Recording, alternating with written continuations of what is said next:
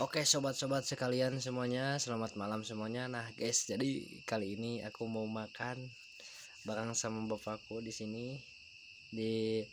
Jadi kita makannya di sini berdua ya guys. Dikarenakan ibu saya sedang tidak ada, lagi mudik dia guys. Jadi kita di rumah cuman berdua bersama ketua bapakku guys. Oke, ini kita mau cobain daging kurban yang tadi ya guys. Oke, bismillah guys. Ini yang masak bapakku ya guys, bukan aku ya guys. Ini pasti enak nih guys. Oke, mantap ini mah. Oke guys, sebelum lanjut jangan lupa ya guys untuk like, komen.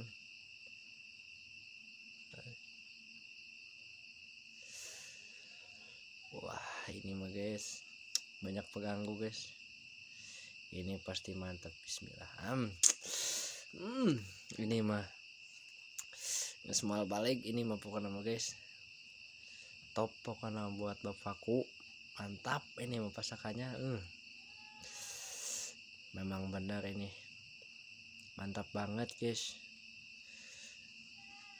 Mantap pokoknya ini nikmat guys.